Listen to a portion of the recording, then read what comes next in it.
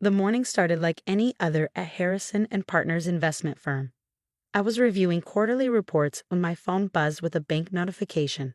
Probably just another routine alert, I thought, swiping to check. My heart stopped. Withdrawal, $87,000. Transaction completed at First National Bank, main branch. I blinked, hoping I'd read it wrong. The numbers didn't change. My hands trembled as I called the bank. "This must be a mistake," I said, trying to keep my voice steady. "I didn't authorize any withdrawals today." The bank representative's response chilled me to the bone.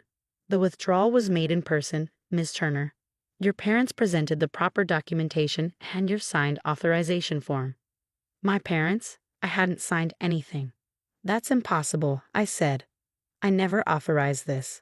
"I have the form right here," she replied. "It was notarized yesterday. Your parents explained it was for a family emergency." I felt sick. Yesterday, when they'd invited me over for dinner, when Mom insisted I have that second glass of wine, when Dad asked me to sign some insurance paperwork while I helped Mom with the dishes.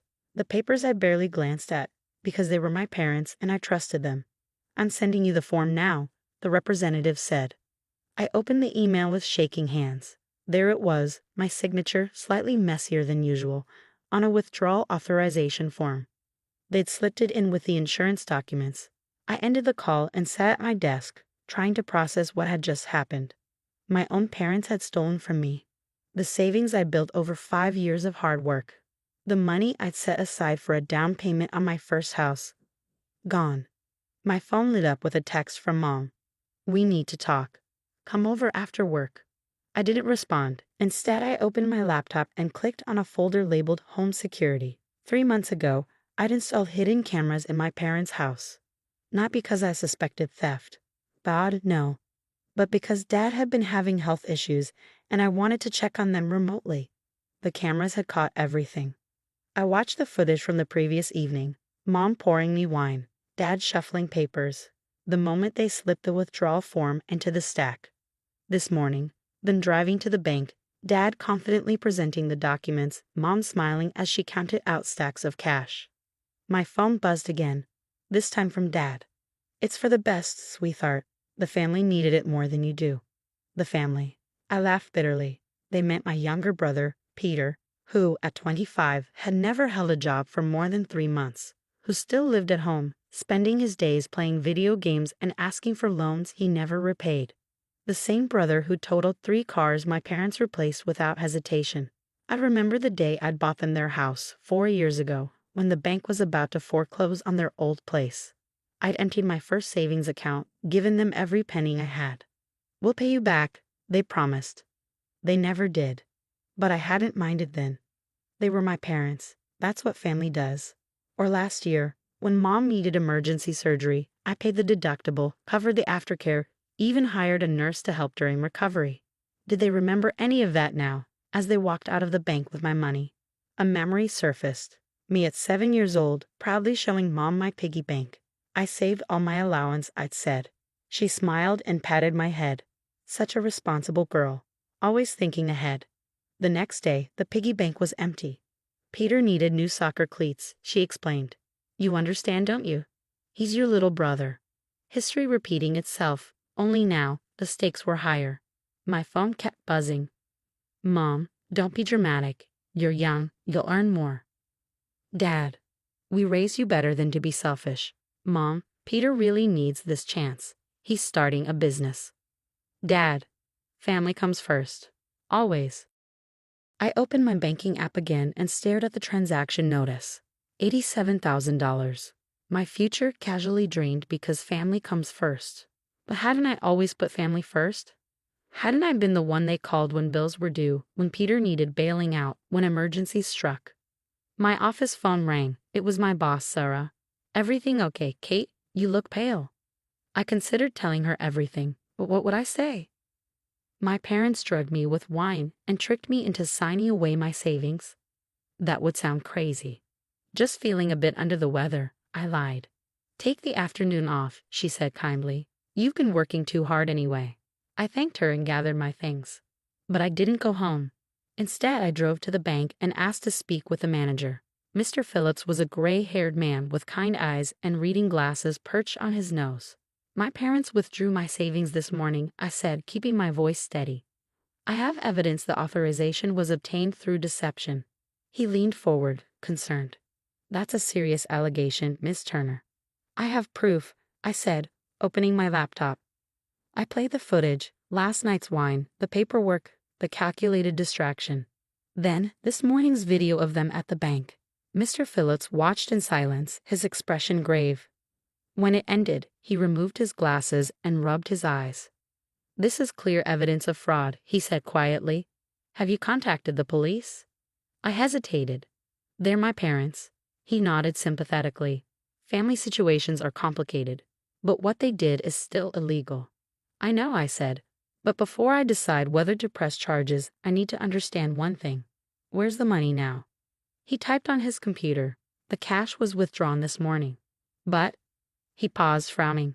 There's a hold on their account. Any deposits made today won't be available for 24 hours. I felt a glimmer of hope. So if they deposited the cash into their account, it won't be accessible until tomorrow morning. I stood up. Thank you, Mr. Phillips. I need to make some calls. As I walked to my car, my phone buzzed with another text from Mom. We're waiting for you. Don't make this difficult. I drove to their house, my mind racing with plans. The security cameras were still recording. Everything that happened next would be documented. Their cars were in the driveway, Mom's silver SUV, Dad's old pickup, and Peter's brand new BMW. My stomach turned. Had they already spent some of my money on that? I took a deep breath and rang the doorbell.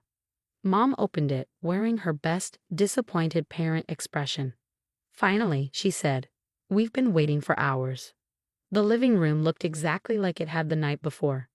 Dad in his recliner, Peter sprawled on the couch with his phone. The only new detail, a thick envelope on the coffee table. Sit down, Dad said. We need to discuss this as a family. I remained standing. Where's my money?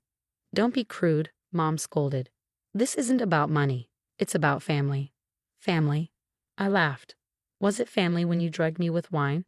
When you slipped that form in with the insurance papers? Peter looked up, suddenly interested. What's she talking about? Nothing, Dad said quickly. Your sister's being dramatic. I have it on video, I said calmly. All of it. The wine, the papers, this morning at the bank. The color drained from Mom's face. Dad sat up straighter. Video? He asked. What video? The security cameras I installed 3 months ago. Remember when I was worried about your health, Dad? I wanted to check on you remotely. Peter stood up. You've been spying on us? No, I said. I've been protecting myself, and it's a good thing I did. I pulled out my phone and played the footage. They watched in silence as the deception played out. When it ended, Mom tried to recover. It doesn't matter. What's done is done. Peter needs this money for his business venture. What venture? I asked Peter directly. He shifted uncomfortably. Cryptocurrency trading. This guy I met online has a foolproof system. I closed my eyes. Of course. Another get-rich-quick scheme. The money's gone, Dad said firmly. Nothing you can do about it now. Actually, I said with a smile, there is. I spoke with the bank manager. I know you deposited the cash into your account. I know about the 24-hour hold, and I have proof of fraud. Silence. Peter looked between them, realization dawning. You stole her money, he asked. Actually stole it. We did what was necessary, Mom snapped. For you. I didn't ask for this, Peter said, backing away. I didn't know. Of course you didn't, I said softly. You never do. I turned to my parents. Here's what's going to happen. You have until tomorrow morning to return every penny. If you don't, I'm taking this evidence to the police. You wouldn't? Mom gasped. We're your parents. Parents don't steal from their children, I said. Parents don't drug their daughter and trick her into signing away her savings. But Peter's business, Dad began, is a scam. I cut him off. Just like every other scheme he's fallen for. And I'm done funding it. I walked to the door, then turned back. One more thing. Check your security cameras. All of them. You'll find they're not working anymore. I've locked you out of the system, but I still have access. Remember that. As I drove away, my phone exploded with messages. I ignored them all. For the first time in my adult life, I wasn't going to fix their problems. They had until morning to make it right. That night, I sat in my apartment watching the live feed from their house. I saw them arguing, saw Mom crying, saw Dad making phone calls. I saw Peter pack a bag and leave, probably to crash at a friend's place. Around midnight, the light in their bedroom went out. But I kept watching. I had a feeling tomorrow would be interesting. The next morning, I woke up to 47 missed calls and over 100 text messages. Most were from Mom, ranging from angry, "How dare you threaten us?" to pleading, "We're your family, please understand." Dad had sent fewer messages, but each one was a guilt trip masterpiece. "Your mother couldn't sleep, and is this how we raised you?" Peter, surprisingly, had sent just one text. "I'm sorry. I didn't know." I ignored them all and headed to work early. At 9 a.m. sharp, I called Mr. Phillips at the bank. "The money was returned in full this morning," he said. "Your parents were waiting outside when we opened." Your father looked distressed. I could imagine. Dad hated admitting defeat more than anything. "Thank you, Mr. Phillips. I appreciate your help. Miss Turner," he added before I hung up, "we've flagged your account.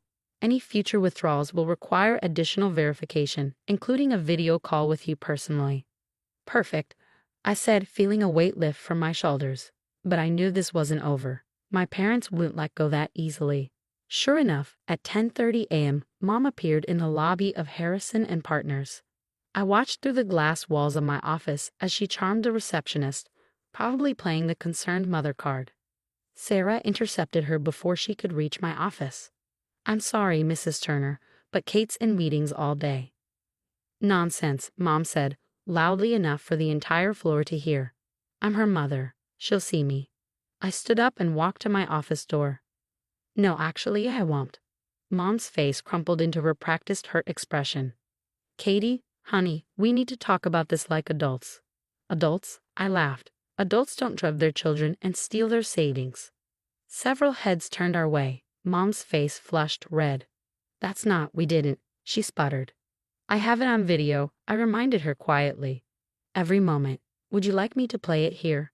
I'm sure my colleagues would find it interesting." She took a step back. "You're being cruel." "No, Mom, I'm being clear. Go home. And don't come to my workplace again." Sarah stepped in. "Mrs. Turner, I'll have security escort you out." As Mom was led away, she called back, "Your father's heart condition. All this stress." I closed my office door and sat down, hands shaking. Sarah brought me a cup of tea. "Family trouble?" she asked gently. I nodded. "You could say that." "Take the rest of the day," she said. "Sort it out. Your projects are ahead of schedule anyway." I thanked her and packed up my things. But instead of going home, I drove to my old neighborhood. Not to my parents' house, to Mrs. Martinez's place next door. She'd been our neighbor for 20 years and had always been more of a mother to me than mine home. She opened the door and immediately pulled me into a hug. "Oh, Majita, I've been worried about you. You know what happened?" She nodded, ushering me inside. "Your mother was crying to me this morning. Said you were being unreasonable about a family emergency." I sat at her familiar kitchen table, watching her make coffee. "Did she tell you what kind of emergency?" "Something about Peter's business opportunity." Mrs. Martinez snorted. "That boy hasn't worked a day in his life." I told her everything, the wine, the fraud, the cameras. She listened without interrupting, her face growing darker with each detail. "Dios mío," she muttered when I finished. "I knew they favored him, but this." "I got the money back," I said. But it hurts," she finished, "because now you know what they're capable of." I nodded, fighting tears. "Listen to me," she said, taking my hands. "I've watched you grow up, watched you work harder than anyone, watched you give and give while they took and took. Maybe this needed to happen." "What do you mean?" "Sometimes we need to see people clearly to break free from them." She squeezed my hands. "You're stronger than all of them combined." As if on cue, my phone buzzed. A text from Peter. "They're talking about selling the house. Dad says it's your fault." Mrs. Martinez read the message over my shoulder and laughed. "Manipulation. They're trying to make you feel guilty." She was right. This was just another manipulation tactic. But for the first time, I could see it clearly. I hugged Mrs. Martinez goodbye and drove home. Time to set some boundaries. I opened my laptop and wrote an email. Mom and Dad, what you did was illegal. It was a betrayal of trust and a clear message about how you view me, not as a daughter, but as a source of funding. I won't press charges, but here are my conditions. No more surprise visits to my workplace. No more guilt trips about Peter's opportunities. No more access to my finances, ever. Break these conditions and the security footage goes to the police. Kate. I hit send and waited. 10 minutes later, Dad replied, "Your mother is devastated. Is money more important than family?" I wrote back one line. Is stealing from your daughter what family means to you? Then I blocked their numbers, poured myself a glass of wine, one I could trust, and settled in for a quiet evening. But as I watched the security feed one last time before disconnecting it, I saw something interesting. Peter was back at the house, but he wasn't playing video games. He was filling out job applications. Maybe some good would come from this after all. What I didn't know then was that this was just the beginning. The real storm was yet to come, and it would change everything. A week passed. Then, too, my parents' house remained eerily quiet on the security feeds, which I kept running despite my better judgment. The most interesting change was Peter. He was actually leaving the house each morning, dressed in business casual attire. I discovered through LinkedIn that he'd taken an entry-level position at a local marketing firm. Just when I thought things were settling down, Sarah called me into her office. "Kate, have you seen this?" She turned her computer screen toward me. It showed a local community Facebook group, and there was my mother's post. URGENT, prayer request for our daughter who was turned against her family. After years of supporting her career, she's abandoned us in our time of need. Her father's heart condition is worsening from stress. Please pray she remembers the meaning of family before it's too late. The post had over 200 comments, most expressing sympathy for my poor parents and condemning my selfishness. Some were from people I'd known my whole life. Old teachers, family friends, church members. I normally wouldn't get involved, Sarah said, but they're tagging the company now, suggesting we review your employment due to character concerns. I felt the blood drain from my face. They're trying to get me fired. Sarah smiled grimly. They clearly don't know how valuable you are to this firm. But Kate, you need to handle this. It's affecting our brand. I nodded, my mind already forming a plan. Give me 24 hours. That evening, I created a new social media account under my full name, Catherine Marie Turner. I posted a single video, carefully edited footage from my parents' house. It showed them plotting with the wine, the signature fraud, everything.